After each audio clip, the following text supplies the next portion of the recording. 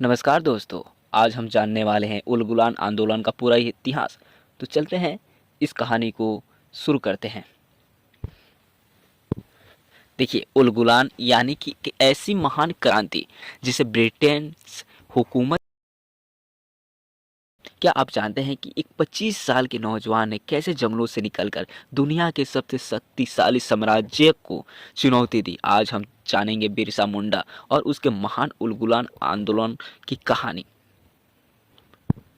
देखिए, मुख्य समस्याएं यहाँ की क्या क्या थी? जमीन का छीनना। आदिवासियों के लिए जमीन सिर्फ मिट्टी नहीं, उनकी जान थी। ठीक है, लेकिन अंग्रेजों के आने के बाद ये सब बदल गया। ठीक है, पहला कारण ये हुआ जमींदार प्रथा। बाहरी लोग, जिन्हें दिक्कू कहा जाता था, जो बाहरी लोग आते थे उनको दिक्कू कहा जाता था उस ज़माने में। आदिवासियों को ज़मीन हड़पने लगे।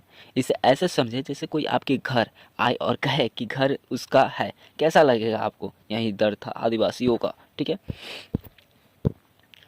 टैक्स और बेगारी का बोझ। उन पे टैक्स और बेगारी का भी बोझ लादा गया। अगर कोई आदिवासी 100 रुपये कमाता कमाता तो उसका बड़ा हिस्सा अंग्रेजों के जेब में चला जाता। ठीक है, ऊपर से बेगारी प्रथा यानी बिना पैसे दिए दिन भर जबरदस्ती काम करवाया जाता था। यह गुलामी का प्रकोष्ठा था। जंगल पर पाबंदी और संस्कृति चोट भी पहुंचाई गई।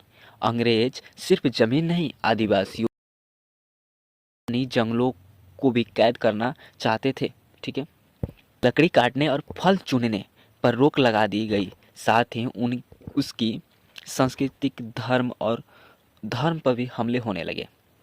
आदिवासियों को लगा कि अब उसकी पहचान खत्म हो जाएगी। बिरसा मुंडा का आहान आहान ठीक है, इसी अंधेरे में उदय हुआ धरती अम्बा यानी बिरसा मुंडा का। उन्होंने नारा दिया, अबुआ दिसु अबुआ राज, यानी हमारा देश हमारा राज। उन्होंने आदिवासियों को एकजुट किया और सिखाया कि अन्याय के सामने झुकना नहीं है, लड़ना है। उलगुलान का उद्देश्य साफ था, अपनी जमीन वापस पाना और अंग्रेजों के शोषण से मुक्त होना।